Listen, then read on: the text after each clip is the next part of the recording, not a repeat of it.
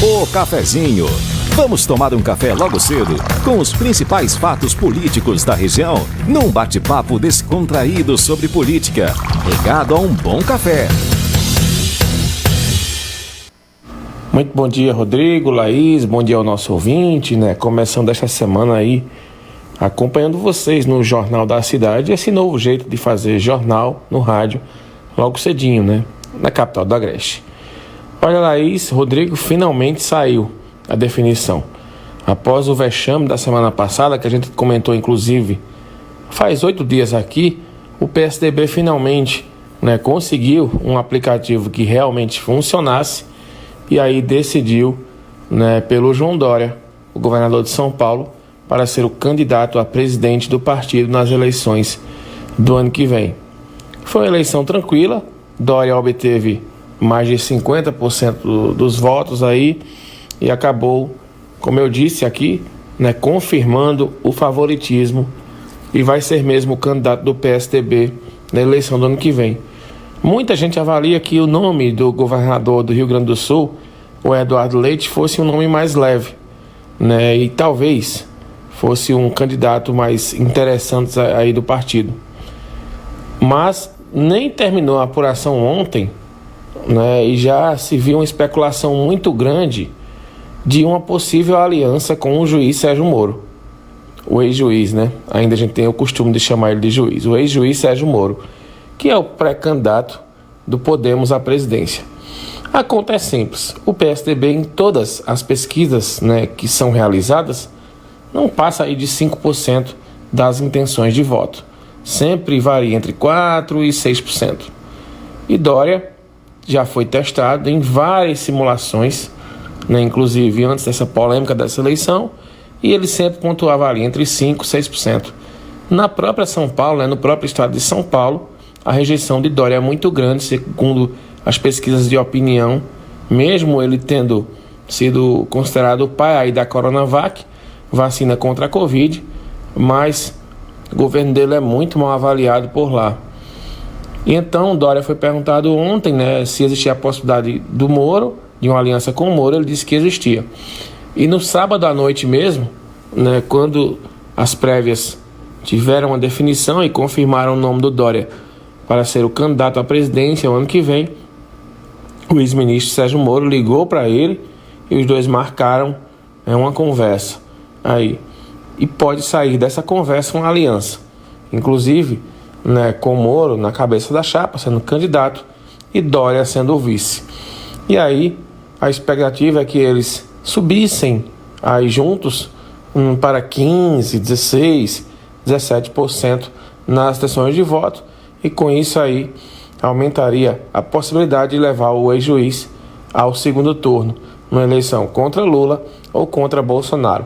Eles acreditam que talvez o eleitor insatisfeito com Bolsonaro migrasse aí para Dória, o que eu acho muito difícil, para o Moro também, já que boa parte dos que apoiam Bolsonaro continuam com ele, e poucos migraram aí para o Sérgio Moro. Na minha opinião, o voto do Sérgio Moro é mais aquele voto dos que não querem nenhum nem outro, com relação a Lula e Bolsonaro, como a gente explicou na semana passada também aqui. No âmbito local, foi uma derrota para a presidente estadual do PSDB, a prefeita de Caruaru, Raquel Lira, porque ela organizou o partido aqui, declarou voto a Eduardo Leite, e todo o PSDB pernambucano votou no Eduardo Leite. Todo não, a maioria, que aqui em Pernambuco, aqui em Caruaru, por exemplo, a Perpétua Dantas, que é vereadora do partido, mas de oposição, ela votou no Eduardo Leite, no João Dória, votou no João Dória, inclusive postou nas redes sociais aí, comemorando aí a vitória do Dória. Muita gente especulou aí que com a derrota do Eduardo Leite e a vitória do Dória, automaticamente a prefeita desistiria da ideia de disputar o governo do estado ano que vem.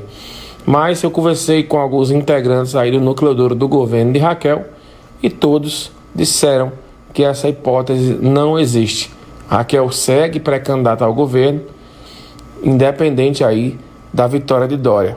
O problema maior que muitos analistas avaliam é a história do PL, que o PL, nas mãos de Bolsonaro, ele se filia provavelmente amanhã à legenda liberal, e aí ele vai chamar o Anderson Ferreira e dizer, olha, você fica com o PL, mas o candidato a governador é você.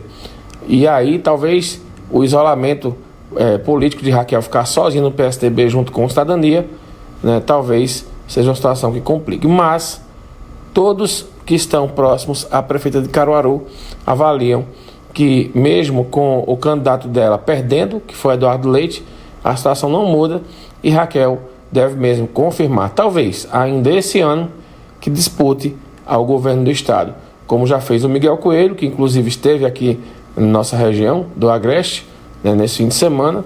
Inclusive teve um encontro aí com o deputado federal Fernando Rodolfo. Fernando Rodolfo postou que o encontro foi bastante proveitoso.